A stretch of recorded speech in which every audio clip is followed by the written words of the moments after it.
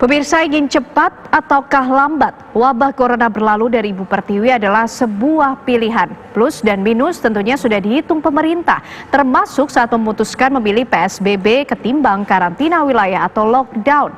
Namun apapun pilihan itu, rakyat bawah tetap dalam dilema.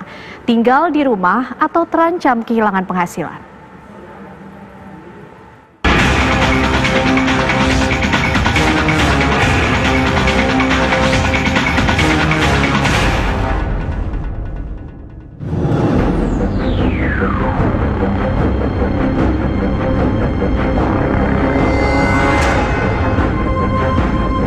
Penerapan kebijakan jaga jarak aman maupun pembatasan sosial berskala besar bak si malakama. Tapi apa mau dikata? Sebab pilihannya hanya dua, menghentikan mata rantai wabah secara tegas, ataukah menerapkan kebijakan longgar sehingga wabah menyebar kemana-mana dan mengancam keselamatan warga.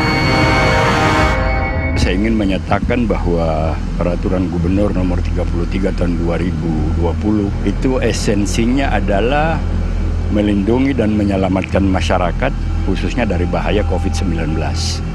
Nah, kalau itu dilaksanakan tentu akhirnya akan kita melihat ada dua aspek. Pertama adalah kewajiban masyarakat di satu sisi, yaitu untuk menaati peraturan gubernur itu, tapi kedua juga hak-hak masyarakat gitu kan. Ada hak-hak masyarakat berupa seperti jaminan keamanan sosial tadi, tapi juga kebutuhan dasar. Berarti ada kewajiban pemerintah untuk membantu masyarakat yang tinggal di rumah ini. Sebelum yang bansos sembako yang 1,8 juta keluarga ini, sebenarnya kami juga sudah menyiapkan dari tanggal 7 adalah paket-paket sembako untuk DKI dan sekitarnya. Jadi ini paket yang dari Kemensos. Jadi Pemda-Pemda ada menurunkan paket sembako, kami juga. Saya dengar bahkan tanggal 19 April sudah mulai turun secara lebih masif begitu.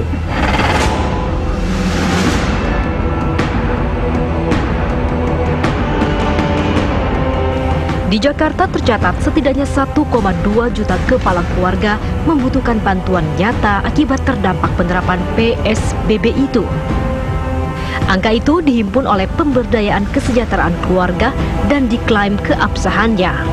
Meski begitu, persoalan di lapangan tetap saja ada. RW-nya data saya di sini nggak ada, tapi suruh nanya ke RT lama. Saya udah tanya ke RT lama, Pak. Dia bilang datanya Bu udah dimutasi dari sana. Sekarang saya terambang-ambing ini, bagaimana saya nasib saya ini? Suami saya nggak kerja, anak saya banyak, mau dagang nggak bisa, apa nggak bisa. Ya biasalah, artinya di sini kan mereka ingin mendapatkan bantuan, tetapi memang dari kelurahan atau kecamatan yang berbeda yang memang belum dimasukkan ke dalam data sasaran. Sudah ada data terpadu kesejahteraan sosial. Nah ini kita minta juga orang yang terdampak tadi, jadi didata kembali RT ini siapa yang terdampak, RT ini siapa yang terdampak. Kalau misalkan benar-benar layak menerima ternyata tidak menerima, Komisi 8 meminta rakyat tidak perlu takut, rakyat tidak perlu sungkan, tidak perlu ragu untuk mendaftarkan diri sebagai penerima yang berhak akibat COVID-19 ini untuk memastikan dapat bantuan.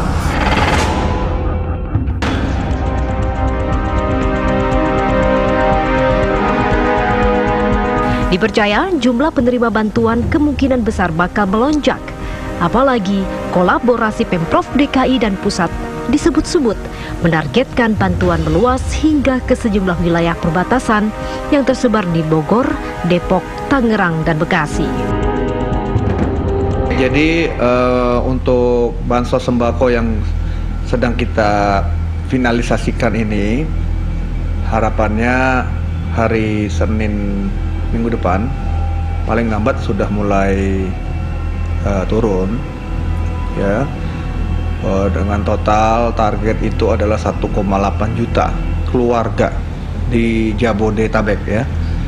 Jadi kita harapkan penyalurannya juga tepat dan juga tertib ya, aman, benar-benar sesuai dengan harapan.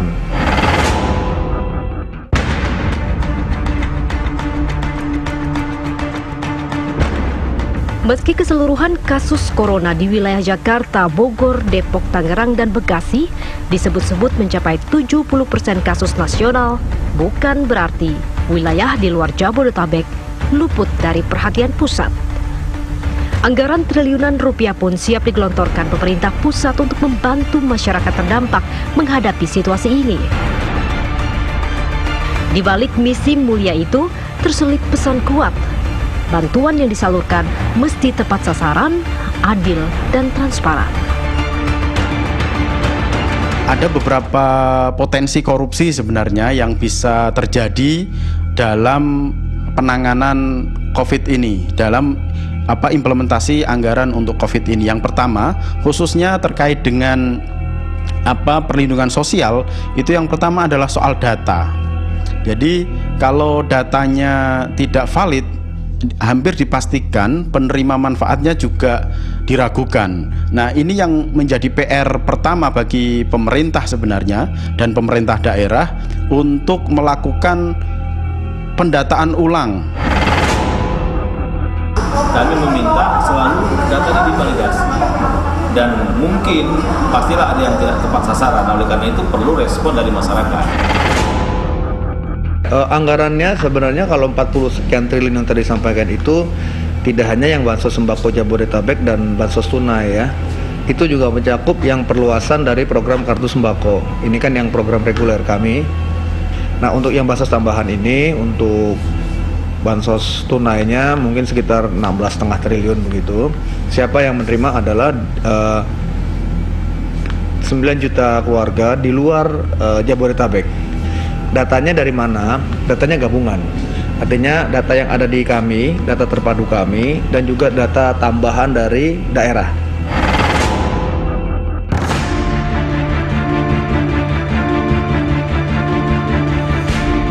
Tak ada gading yang tak retak, tak ada sesuatu pun yang tanpa celah.